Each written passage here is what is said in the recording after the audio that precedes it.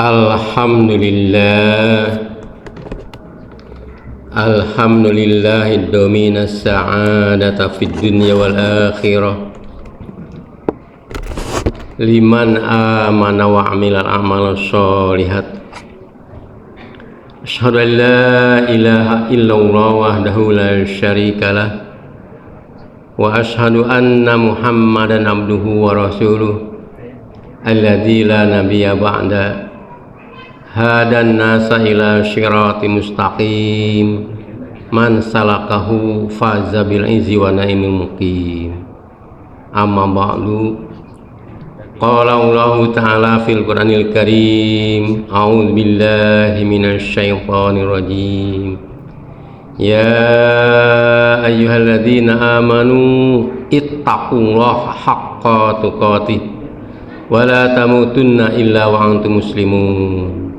Wa qala Allah ta'ala aidan, ya ayyuhalladzina amanu kutiba alaikumussyiyam kama kutiba alal ladzina min qablikum la'allakum tattaqun. Al-ayah. Sami'na wa ata'na ghufranaka rabbana wa ilaikal masyir. Allahu akbar, Allahu akbar, la ilaha illallah, Allahu akbar, Allahu akbar, walillahil hamd. Aidin dan aidat undangan Allah Subhanahu wa taala. Tentunya segala puji hanya kita tujukan kehadirat Allah Subhanahu wa taala yang telah menjamin kebahagiaan hidup kita baik itu di dunia maupun di akhirat. Ini perlu kita imani. Bagi siapa yang beriman dan yang beramal soleh, kita bersaksi bahwa tiada Tuhan selain Allah yang patut kita sembah, yang patut kita ibadahi. Dan pada saat yang sama kita pun bersaksi bahwa Nabi Muhammad itu adalah hambanya dan utusannya. Hadan nasa ila syirati mustaqim, yang telah membimbing manusia ke jalan syiratal mustaqim, jalan yang lurus, jalan yang sesuai dengan aturan Al-Quran dan sunnah Rasulullah SAW. Man salakahu faza bil izzi wa naimil muqim. Siapa saja orangnya yang menyusuri, yang mengikuti jalan tersebut, jalan yang berdasarkan Al-Quran dan Sunnah, maka dia akan mendapatkan kebahagiaan yang kekal nan abadi. Allahu akbar, Allahu akbar, la ilaha illallah, Allahu akbar, Allahu akbar, walillahil hamd. Aidin dan aidat undangan Allah Subhanahu wa taala. Pada kesempatan khutbah Idul Fitri hari ini, saya akan mencoba mengorek sedikit saja sejarah tentang Hari Raya Idul Fitri dan Hari Raya Idul Adha, Idain.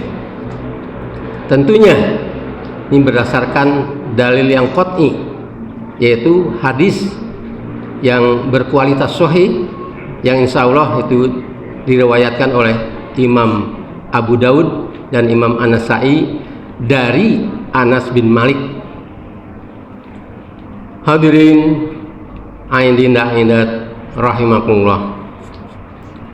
Di dalam Sirah Nabawiyah dijelaskan bahwa pada saat Nabi Muhammad beserta para sahabat hijrah dari Makkah Al-Mukarramah menuju Madinah Al-Munawwarah, begitu tiba di sana di Madinah Al-Munawwarah, kondisi sosial tentunya sangat-sangat berbeda, kondisi sosial budayanya.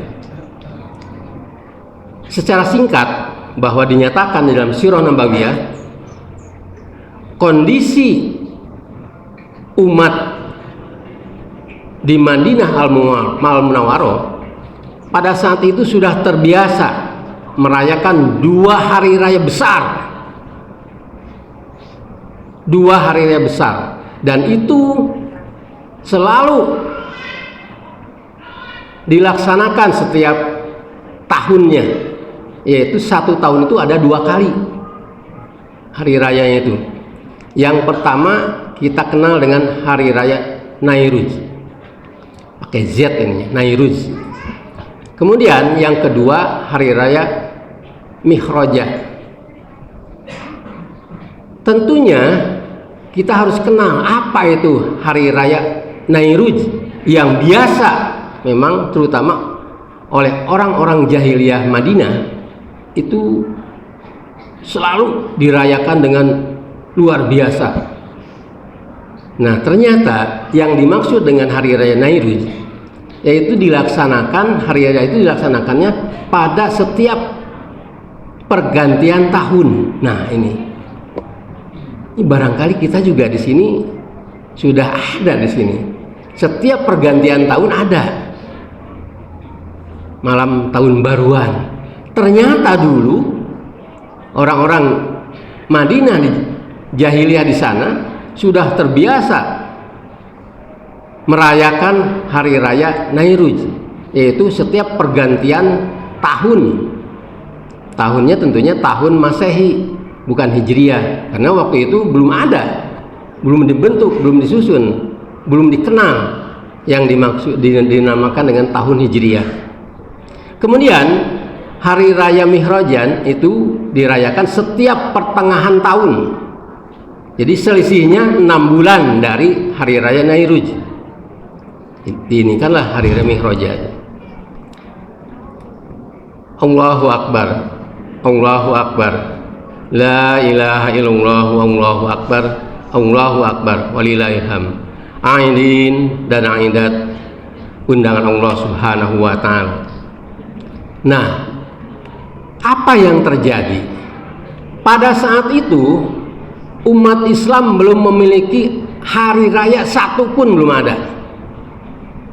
Yang terjadi, para sahabat Rasulullah sampai ikut-ikutan merayakan 2 hari raya besar itu yang ada di Madinah itu, yang sudah terbiasa dilakukan oleh orang-orang jahiliyah. Termasuk, mohon maaf ini, yang Rasulullah sangat prihatin, itu adalah Anas bin Malik radhiyallahu anhu. Anas bin Malik kita kenal. Siapa Anas bin Malik itu? Itu adalah putranya Ummu Sulaim yang dititipkan sejak kecil pada Rasulullah sallallahu alaihi wasallam. Cek Sundana mah supaya masantren ya tete. Kepada Nabi Muhammad dititipkan. Apa tugasnya Anas bin Malik itu? Ditugaskan oleh Rasulullah menyiapkan air untuk kepentingan keluarga Rasulullah. Apakah itu untuk mandi, apalagi untuk wudhu. Itu yang menyiapkannya adalah Anas bin Malik. Dan beliau juga dibina oleh Rasulullah tentang keilmuan al-Islam, dinul Islam. Satu saat Anas bin Malik pulang dari mengikuti hari raya Nairuz. Begitu pulang ke rumah Rasulullah, ditanya oleh Rasulullah, "Wahai Anas, engkau pulang dari mana?" Ini hadis, kalau saya sampaikan hadis panjang hadisnya. Jawab Anas bin Malik polos, "Aku sudah pulang dari memperingati hari Nairuz, hari raya Nairuz." Begitu mendengar jawaban Anas bin Malik, Nabi Muhammad sangat prihatin, hampir nangis. Kenapa? Rasulullah tahu apa yang dikerjakan atau dilakukan pada saat merayakan hari raya Nairuz, pergantian tahun baru itu, Masehi itu. Apa yang terjadi? Rasulullah tahu sebagai uswatun hasanah. Ternyata orang-orang jahiliyah itu sudah terbiasa pada saat merayakan hari raya Nairuz itu di sana, masya Allah, imam sekalian, di situ minum minuman keras, kemudian juga berjudi, dan bahkan ujung-ujung naudzubillah min dzalik, seks bebas terjadi. Ini yang diperhatikan oleh Rasulullah. terjadi kontaminasi kepada para sahabat. Ini oleh karena itu Rasulullah selalu bermunajat kepada Allah Subhanahu wa taala. Ya Allah, berikanlah jalan yang terbaik bagaimana untuk mengatasi masalah ini. Dengan singkat kata, doa Rasulullah itu sangat diijabah oleh Allah Subhanahu wa taala. Pada tahun kedua Hijriah, jadi berarti sudah 2 tahun terjadi itu. Sudah 2 kali perayaan Nairud dengan Mihrajan itu. Dan para sahabat mengikuti. Turunlah ayat surat yang kedua, ayat yang ke-183 sampai 186. Yang sangat kita hafal itu ayat itu. Apalagi di bulan Ramadan. Itu Quran surat Al-Baqarah ayat 183 sampai 185. Sampai syahrul Ramadan unzila fihil Quran dan selanjutnya. Tuh, ikhwan sekalian. Di situ muncul kewajiban saum Ramadan. Ya ayyuhalladzina amanu, wahai orang-orang yang beriman, kutiba alaikumussyam, diwajibkan atas kamu siam. Tuh. Wa ma kutiba aladzina min qablikum la'allakum tattaqun, tujuannya itu. Sebagaimana yang telah diwajibkan kepada orang-orang sebelum kamu. Di sini hati-hati nih. Garis bawahi, kepada orang-orang sebelum kamu. Jadi sebelum umat Nabi Muhammad tentunya sudah diwajibkan puasa itu. Hanya bentuknya tentunya beda. Kemudian sampai ayat yang ke-185. Itu adanya walitukminul iddat walitukabbirullah ala ma hadakum wala'an lakum tashkurun. Tuh. Ini adanya Idul Fitri dan Idul Adha di situ. Di surat Al-Baqarah yang ayatnya 185. Walitukminul iddata. Maka sempurnakanlah bilangan bulan itu. Maksudnya saum itu harus sempurna 1 bulan. Kalau sudah sempurna 1 bulan, walitukabbirullah, maka agungkanlah nama Allah, takbirlah. Ini di sini ini. Baik itu Idul Fitri maupun Idul Adha, kaifiahnya sama. Dan itu dijelaskan di dalam hadis dari Anas bin Malik yang diriwayatkan oleh Imam An-Nasa'i dan Abu Dawud, dinyatakan bahwa pada saat kedatangan Rasulullah dengan para sahabat di Madinah itu sudah terbiasa merayakan hari raya Nairud dan Mihrajan yang tadi itu. Kemudian Allah Subhanahu wa taala menggantikan untuk kamu sekalian jauh yang lebih baik, kata Allah Subhanahu wa taala, yaitu dengan hari raya Idul Fitri dan Idul Adha, sama 2, dan itu pun 1 tahun. Di dalam 1 tahun ada 2, yaitu Idul Fitri dan Idul Adha, untuk pengganti Nairud dan Mihrajan. Allahu Akbar, Allahu Akbar, la ilaha illallah, Allahu Akbar, Allahu Akbar, walillahil hamd. Aidin dan aidat, undangan Allah Subhanahu wa taala. Sebelum Allah menurunkan ayat kauliyahnya, yaitu yang berbentuk kitab itu, atau dari mulai suhuf di zaman Nabi Adam itu sudah ada 10 lembar suhuf. Di zaman Nabi Idris sudah ada 30 lembar suhuf, dan sampai zaman Nabi Ibrahim terkumpullah 110 suhuf. Tuh, ditambah di zaman Nabi Musa alaihissalam, tambah lagi, dan di zaman Nabi Musa sudah terkumpullah menjadi kitab, yaitu kitab Taurat. Makanya syahrul Ramadan unzila fihil Quran itu ternyata semuanya, baik dari suhuf-suhuf itu sampai ke Taurat, Zabur, Injil dan Al-Quran, turunnya semua di bulan suci Ramadan. Dan itu hadisnya sahih. Allahu Akbar, Allahu Akbar, walillahil hamd. Aidin dan aidat rahimakumullah. Jadi saya ingatkan, sebelum Allah Subhanahu wa taala menurunkan ayat-ayat kauliyahnya, jauh sebelum itu Allah Subhanahu wa taala sudah menciptakan ayat-ayat kauniyah.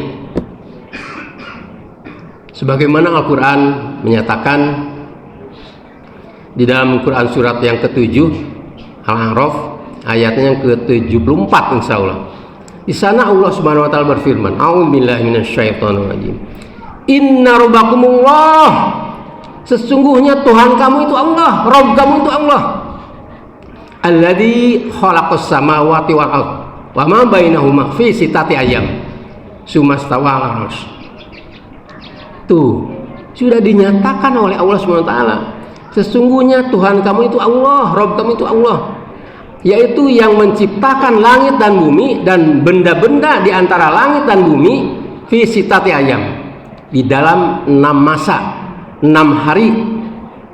Kalau diartikan hari tentunya bukan hari kita, tapi hari di sisi Allah Subhanahu wa taala.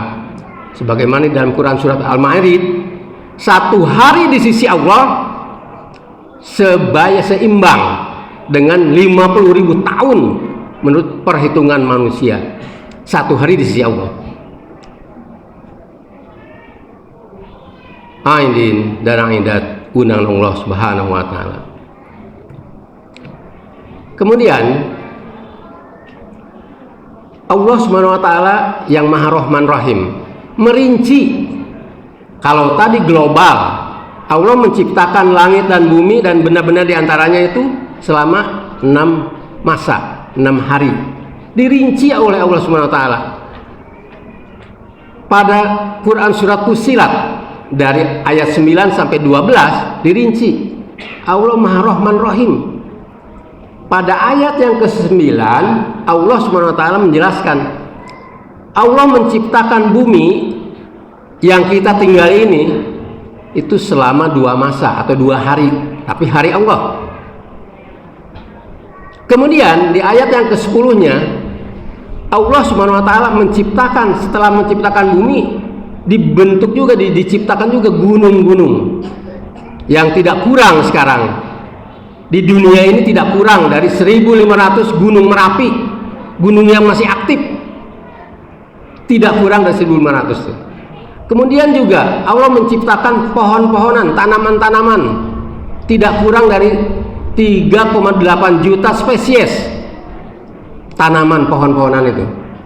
Dan juga Allah Subhanahu wa taala menciptakan hewan, binatang yang jumlahnya yang baru teridentifikasi sampai sekarang ini oleh para ahli ini, hewan yang ada di dunia ini tidak kurang dari 7,8 juta spesies.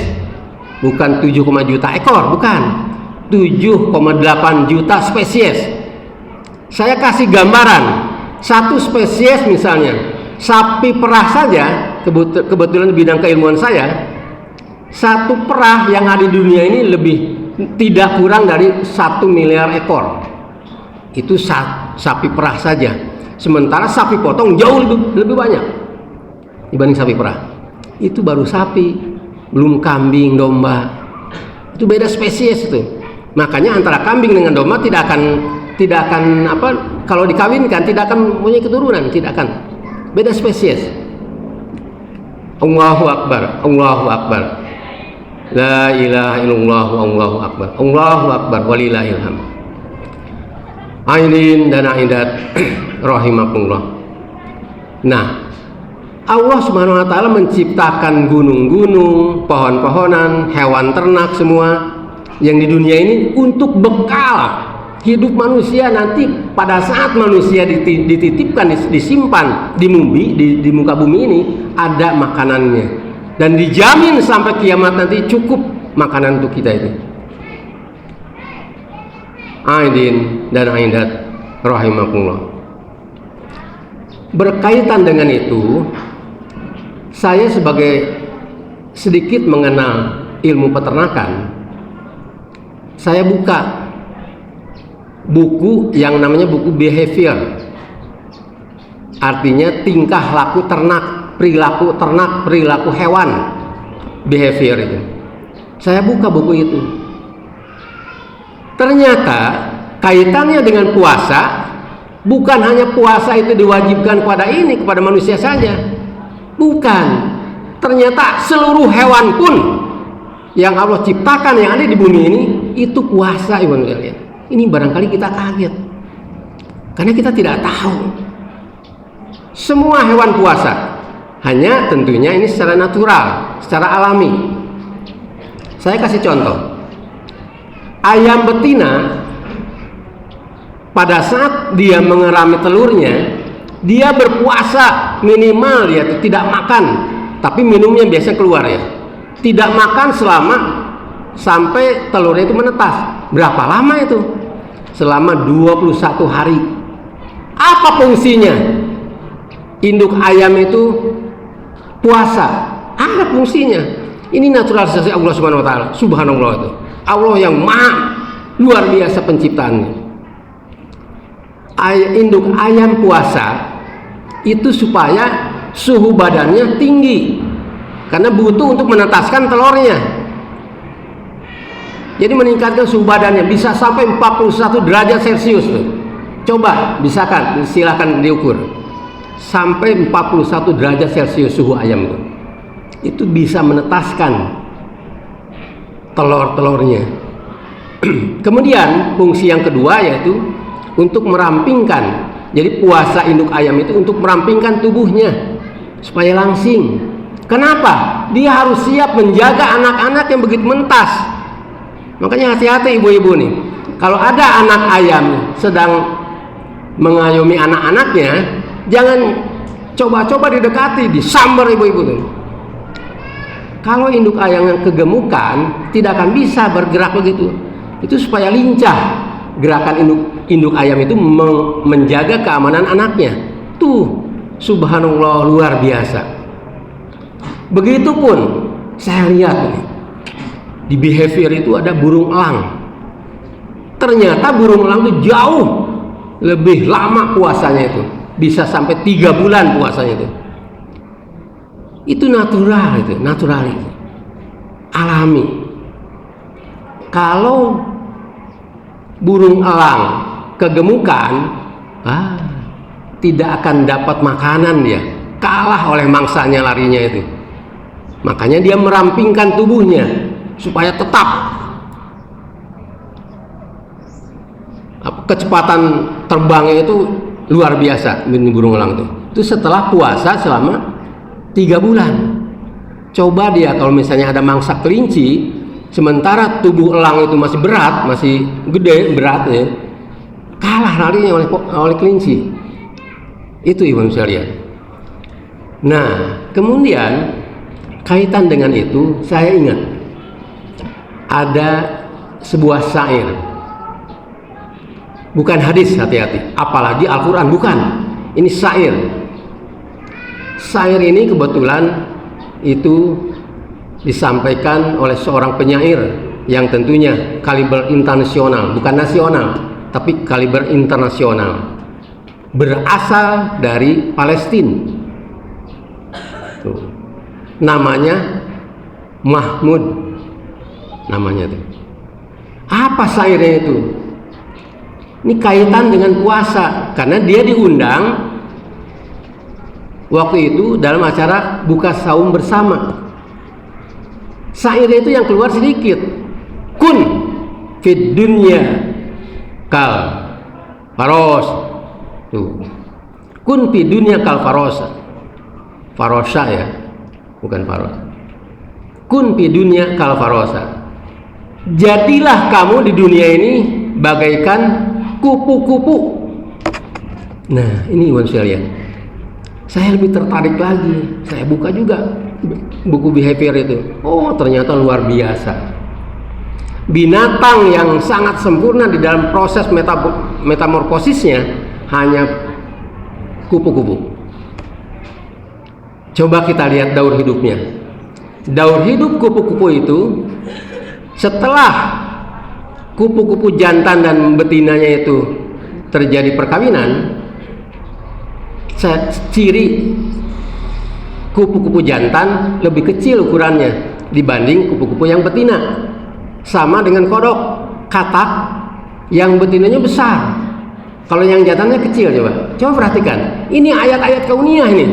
Allah sengaja menciptakan untuk ditafakuri oleh kita, ditadaburi. Nah, setelah terjadi perkawinan antara kupu-kupu jantan dan kupu-kupu betina, maka kupu-kupu betina bertelur, biasanya di sebuah sehelai daun. Ini daur hidupnya nih, kupu-kupu. Setelah telurnya itu menetas menjadi ulat. Nah, ulatnya akhirnya dia membungkus dirinya sendiri, yang disebut oleh kita itu kepompong. Dan dia selama itu menutup diri sendiri, terselimuti oleh itu kepompong itu, dia puasa, tidak makan dan tidak minum. Kepompong itu puasa. Berapa lama kepompong puasa? Lamanya lebih kurang 10 hari. Nah, dengan puasa 10 hari, maka kepompong menjelma menjadi makhluk yang baru, yang disebut oleh kita itu kupu-kupu. Allahu Akbar, Allahu Akbar, walillahil hamd. Aidin dan aidat, undangan Allah Subhanahu wa taala. Mari kita tafakuri. Kita tahu itu tadinya ulat, sehingga menjelma menjadi kupu-kupu setelah dia puasa 10 hari. Bagaimana sifat fisik ulat? Kita nampaknya, jangankan perempuan, kadang laki-laki juga geli, apalagi perempuan, geli untuk mendekatinya, untuk memegangnya saja. Kenapa? Takut gatal. Bahkan dibenci ulat itu oleh perempuan gitu umumnya. Nah, kemudian apa makannya ulat? Ulat itu makannya dari daun-daun yang dia hinggapi, merusak gitu, merusak tanaman. Tapi setelah menjelma, dia puasa selama 10 hari, menjelma menjadi kupu-kupu, apa yang terjadi? Yang tadinya fisiknya menjijikan, ya, dibenci bahkan oleh ibu-ibu itu, ulat itu, begitu menjelma berubah menjadi kupu-kupu, subhanallah, tuh, indahnya luar biasa. Semua orang mengaguminya, semua orang cinta. Kemudian apa makanannya? Waktu masih jadi ulat, makannya dia daun-daunan yang dia makan, merusak. Begitu sudah menjelma menjadi kupu-kupu, subhanallah, makanannya luar biasa, nektar, saripati bunga, dan bahkan manfaatnya luar biasa kepada kita, untuk kita tuh, membantu penyerbukan silang, bukan merusak lagi. Allahu Akbar, Allahu Akbar, la ilaha illallah, Allahu Akbar, Allahu Akbar, walillahil hamd. Aidin dan aidat, undangan Allah Subhanahu wa taala. Inilah barangkali Allah sengaja memberikan ayat kauniyah kepada kita sekalian untuk ditafakuri, untuk ditadaburi. Bagaimana ini dari ulat menjelma menjadi kupu-kupu. Dan kita pun sebetulnya diinginkan oleh Allah SWT, diwajibkan saum Ramadan itu tujuannya tiada lain, la'allakum tattaqun, supaya kita menjadi orang-orang yang bertakwa. Luar biasa yang saya lihat, seperti kupu-kupu tadi, yang tadinya misalnya mudah-mudahan kita bisa setelah melaksanakan saum sebulan penuh, kemudian juga qiyam Ramadannya sebulan penuh, disempurnakan dengan zakatul fitri, kita menjadi orang yang takwa, orang yang betul-betul kembali pada fitrahnya, bagaikan bayi yang baru lahir. Akhlaknya mulia, yang tadinya dibenci oleh orang sekarang menarik, bicaranya terkontrol. Luar biasa ini, seperti kupu-kupu. Kemudian saya ingatkan, hati-hati di sini. yang diampuni oleh Allah Subhanahu wa taala itu kalau kita sudah melaksanakan saum Ramadan, qiyam Ramadan, kemudian zakat fitri, yang diampuni dosa-dosa itu dosa kepada Allah Subhanahu wa taala. Tapi ingat, dosa yang diantara kita manusia, Allah tidak mengampuninya sebelum diantara kita saling memaafkan. Oleh karena itu, momen seperti inilah, momen Idul Fitri inilah, Allah Subhanahu wa taala, kata Allah, jauh lebih baik ini. Hari raya ini jauh lebih baik, baik Idul Fitri maupun Idul Adha bagi kamu. Ini diantaranya ada saling memaafkan. Karena dosa diantara kita, Allah tidak maafkan. Walaupun sudah dia maafkan oleh Allah Subhanahu wa taala dosa kita kepada Allah itu, tapi dosa antara manusia, antara sesama kita, itu harus langsung kita bermaaf-maafan. Oleh karena itu, tentunya saya sebagai khatib Id pada hari ini, nanti sebelum kita bubar, jangan dulu pulang, jangan dulu bubar, tapi kita salam-salaman dulu, masing-masing memohon maaf, minta maaf. Karena tidak mustahil selama kita berinteraksi, bermasyarakat, mungkin ada salah kita, dosa kita yang tidak terasa, yang tidak sengaja. Tuh. Oleh karena itu kita kumpul dulu, terus muter. Dan bagi yang masih punya orang tua, hati-hati, utamakan orang tua, terutama ibu. Allah sangat memuliakan seorang ibu. Itu ditujukan kepada Rasulullah SAW.